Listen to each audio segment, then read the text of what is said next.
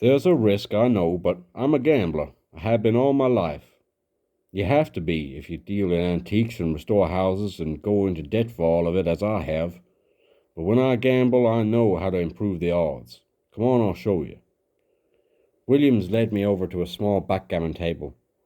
He removed the backgammon board and replaced it with another plain board lined with green felt.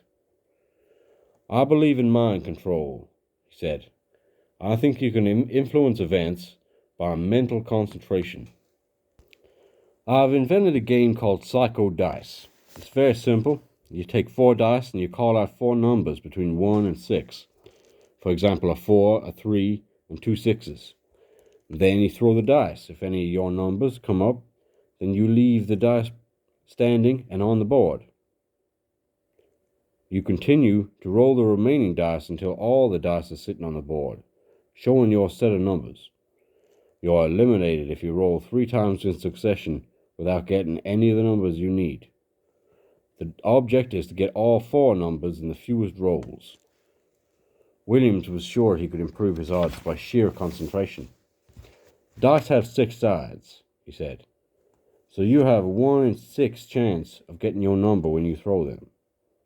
If you do any better than that, you beat the law of averages. Concentration definitely helps. That's been proved. Back in the 1930s, Duke University did a study with a machine that could throw dice. First they had to throw dice when nobody was in the room. Then the numbers came up strictly accordingly to the law of averages. Then they put a man in the next room and had him concentrate on various numbers.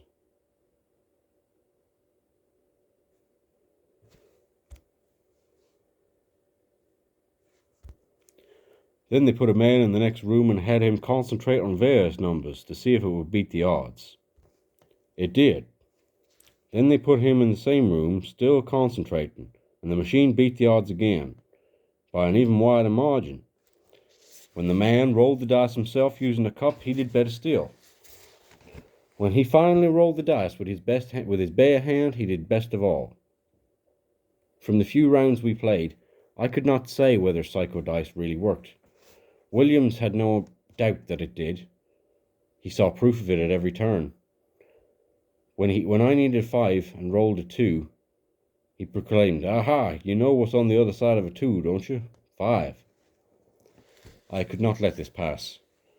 If we'd been betting, I would have lost anyway, wouldn't I? Yes, but look how close you came. You see, the same concentration that makes Psycho Dice work can make most things in life work. I've never been sick a day in my life except for a I've never been sick a day in my life except for a common cold once in a while. I just can't be bothered. I don't have the time. Being sick is a luxury. I concentrate on being well." Danny didn't do more than let off steam that night, because I cooled him down.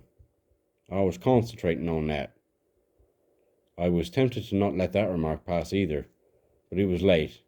I arose to leave. Isn't it possible that other people will turn their mentally onto you?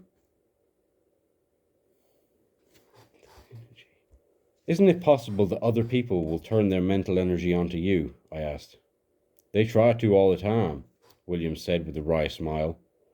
I'm told a lot of people pray fervently night after night that I'll invite them to my Christmas parties.